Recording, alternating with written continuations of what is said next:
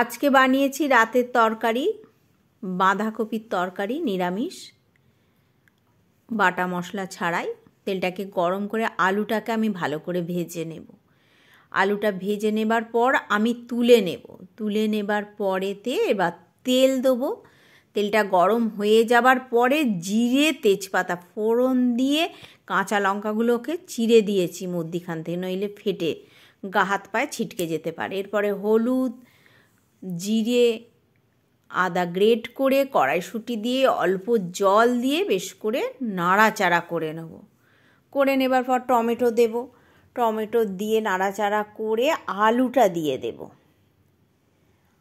আলুটা দিয়ে একটু নাড়াচাড়া করে এবার বাঁধাকপিটা আমি দেব। বাঁধাকপি তো অনেকটা হয়, বাঁধাকপিটা দিয়ে হালকা অল্প দিয়ে চাপা দিয়ে দেবো। চাপা দিয়ে আমি এটাকে তৈরি করব। অল্প একটু জল দিয়ে নাড়াচাড়া করে নেব। আর নাড়াচাড়া করে নেবার পর আমি আবার বাকি বাঁধাকপিটা দিয়ে দেব।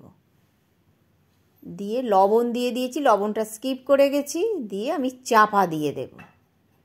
এরপরে স্বাদ মতন মিষ্টি দিতে হবে। মিষ্টি দিলে তরকারির রূপটা অন্যরকম হয়ে যাবে। আমি মিষ্টি দিইনি, আমাদের বাড়িতে কেউ খাবে না বলে। এরপরে ভালো করে নাড়াচাড়া করে শুকনো শুকনো হয়ে যাবার পর গাওয়া ঘি দিয়ে দেব।